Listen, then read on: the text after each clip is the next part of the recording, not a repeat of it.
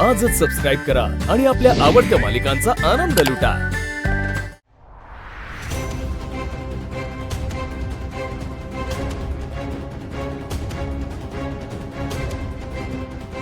भावना म्हणजे भावना मॅडम आल्या आहेत।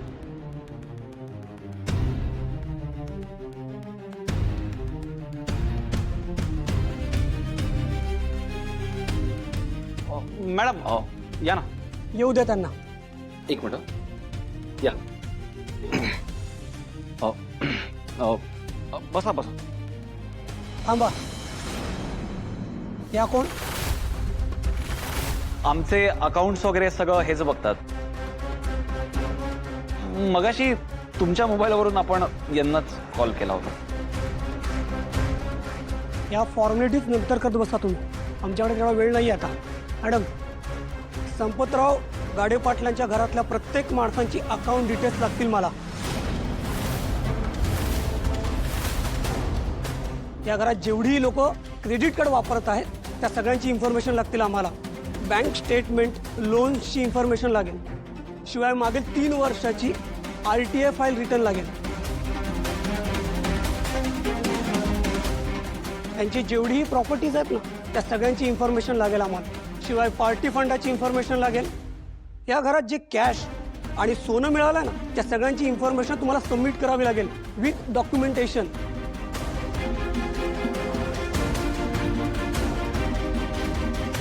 काय मॅडम, या सगळ्या प्रश्नांची उत्तर आहेत का तुमच्याकडे? नाही, तुम्ही उत्तर देणार असाल तर पुढे बोलू आपण, नाहीतर उगाच आमचा वेळ वाया घालवू नका, आम्ही लगेच ऍक्शन घेऊ।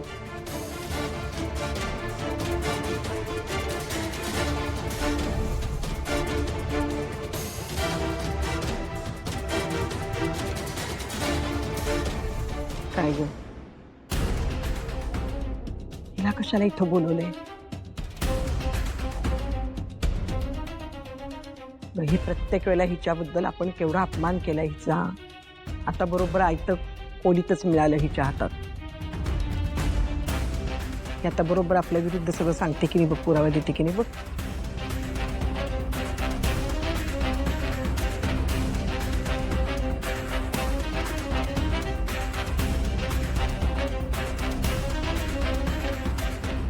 मला माहिती आहे भावना मॅडम, मी अचानक तुम्हाला या संकटात ओढले, पण आता यातून आम्हाला तुम्हीच वाचवू शकता।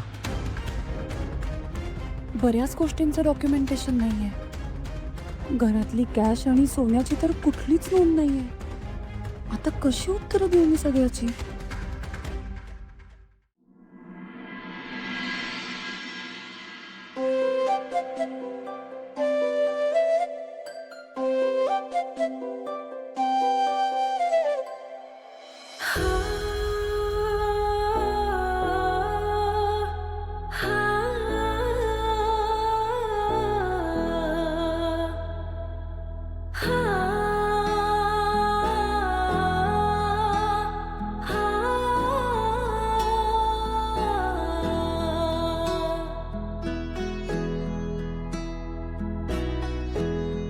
करायचं सुरू?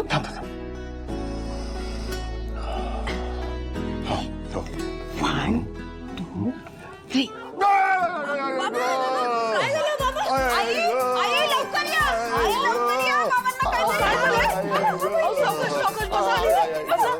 काय झालं? काहीतरी लागलं बाबांना पाय? पाय दुखतोय का? अचानक पाय कसा दुखायला लागला? नाही, अचानक नाही आई, बाबा घाईघाईत निघाले ना, तर ते सोफ्याचं पाय आहे ना त्याला ठेचकळले। नाही म्हणजे ठेचकळले म्हणजे गुडघ्याला लागलं। काय लक्ष कुठे तुमचं? खूप दुखतंय का?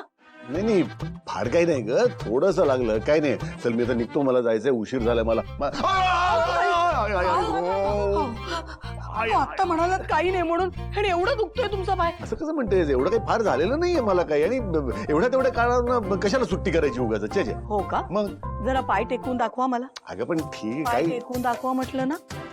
पण ठीक आहे, तू म्हणतेस टेकवतो, हे बघ हा टेकवला। एवढं दुखतंय तुम्ही आणि म्हणताय की काही नाही म्हणून?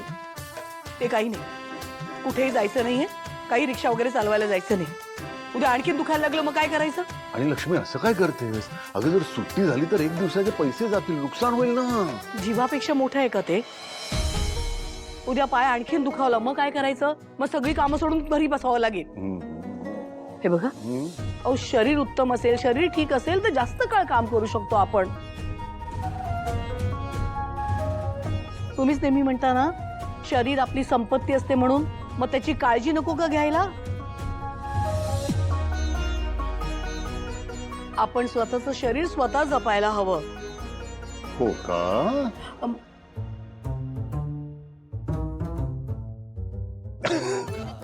वीणा, ऐकतेस ना काय म्हणतायत मॅडम ते? ऐकते बाबा. माझा तर माझ्या कानांवर विश्वासच बसत नाहीये. म्हणजे आई, तुम्ही जे बोलताय ना अगदी त्याच्या विरुद्ध वागताय. बरोबर नाही हे. काय चाललंय तुम्हा दोघांचं? माझी मस्करी करताय का? अहो, पाय दुखावलाय ना तुमचा? अगं मस्करी करण्यापासून इलाजच नव्हता ना. पण तुझा हात दुखावलाय तरी तुला कामावर जायचंय. ऐकतेस का कोणाचं तू? तुला स्वतःची काळजी घ्यायला नको का?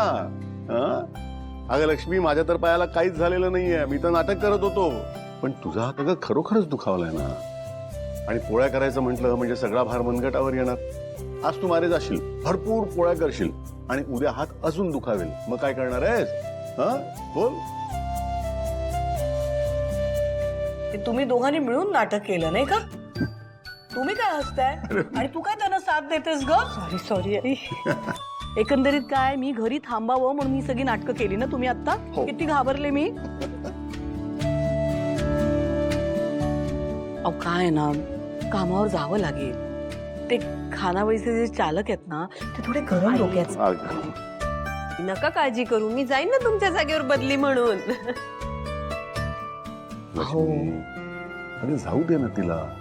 तिची इच्छा आहे ना तुझी मदत करायची तर करू दे ना. अहो मदत करायची बरोबर आहे, पण ते खानावळीचे चालक आहेत ना, मी म्हटलं तसं जरा गरम डोक्याचे आहेत. पटकन काहीही बोलतात आणि काम पण तसं खूपच आहे हो. वीणा, अगं मी तुला सांगते ना, तुला ते जमणार नाही ग. जमेल हो, इथे आहे की मला कामाची सवय. तुम्ही अजिबात काळजी करू नका. जमेल मला. जा जा आणि बेस्ट ऑफ लक ग. थँक्यू बाबा. येऊ आता आई.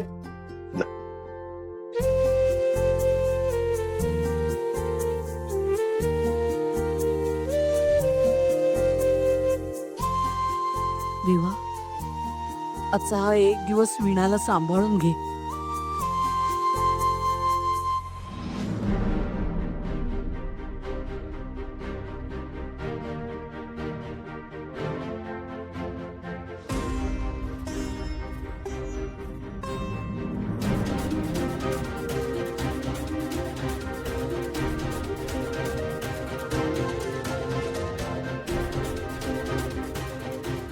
या राजकारणी लोकांची जी संपत्ती आहे त्याचं अकाउंटिंग करण्यासाठी तुम्ही कोणती सिस्टम वापरता? Double entry accounting system. यात डेबिट आणि क्रेडिट दोन्हीचा खर्च अगदी क्लिअर मांडता येतो. पॉलिटिकल प्रॉपर्टीचं कॅल्क्युलेशन करण्यासाठी ही सिस्टीम अगदी योग्य आहे.